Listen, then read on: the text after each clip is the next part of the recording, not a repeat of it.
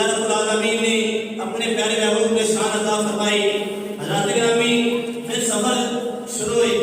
اللہ کے نبی جدو تھوڑا لگے گئے آپ نے فرمایا کہ میں کیسی قوم دے کول گیا کہ جنہاں نے زمین تے لٹا کے انہاں دے سراں دے اوتے وزنی پتھر مارے جاندے سن، سراں نوں کچلا جا رہا سی اور پھر تھوڑی دیر بعد سال صحیح ہو جاندے، پھر انہاں نے زمین تے لٹا کے پھر سراں تے وزنی پتھر مارے جاندے، سال نوں کچلا جاندا اور اللہ کے نبی نے دیکھا، دیکھ کے پریشان ہوئے کہ ایک ایسی قوم ہے کہ انہاں دے عذاب اس طرح سخت کہ پتھراں دے نال ساراں نوں کچلا جا رہا ہے۔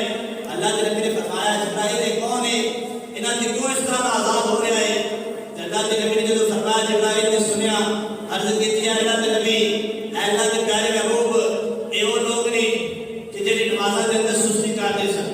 حضرات گرامی نماز دے اندر جڑا سستی کرے، بے ٹائمی نماز پڑھے، انہاں حال یہ ہے کہ انہیں سراں نوں پتھراں نال کچلا جا رہا ہے، تے جڑے بدبخت نماز پڑھتے نہیں انہاں دا حال کیا ہوئے گا؟ کل قیامت والے دن انہاں دا کی حساب ہوئے گا؟ اللہ سانو وقت دے نماز پڑھنے کی توفیق عطا فرمائے۔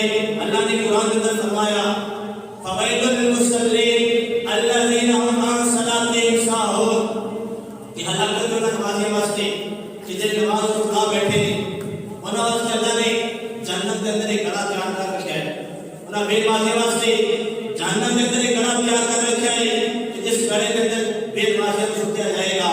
اللہ رب العالمین سانو پانچ وقت کا پکا سچا نمازی بنائے۔